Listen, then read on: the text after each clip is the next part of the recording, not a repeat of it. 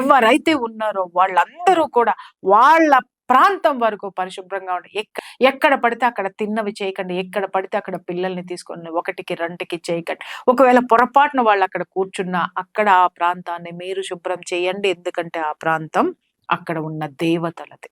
ఒక పద్ధతిగా ఒక చోట ఎక్కడ పడితే అక్కడ దాన్ని అశుభ్రం మాత్రం చేయకండి. మేడారం ఒక పవిత్రమైనటువంటి ప్లేస్ అండి. ఆ పవిత్రతని కాపాడవలసినటువంటి బాధ్యత మనదే. తెలంగాణలో ఉన్నటువంటి ప్రతి ఒక్కళ్ళదే. అక్కడికి వెళుతున్నటువంటి ప్రతి ఒక్క భక్తుడిది, భక్తురాలిది. అలాగే ఇది ఎంత గొప్ప జాతర అంటే ఆసియా ఖండంలోనే అతిపెద్ద గిరిజన జాతర. అంత పెద్ద జాతరని ప్రపంచం మొత్తం కూడా కవర్ చేస్తుంది. ప్రపంచ మీడియా మన జాతర దగ్గరకొస్తుంది. అటువంటప్పుడు మనం ఎంత గొప్పవాళ్ళమో మనం చూపించాల్సిన బాధ్యత మనకి లేదా? మన అమ్మవారు ఉన్నటువంటి ప్లేస్ ఎంత పవిత్రమైనదో చూపించాల్సిన బాధ్యత లేదా? మనం ఎంత క్రమశిక్షణతో ఉన్నామో చూపించాల్సినటువంటి బాధ్యత లేదా? మళ్ళీ మళ్ళీ చెప్తున్నాను.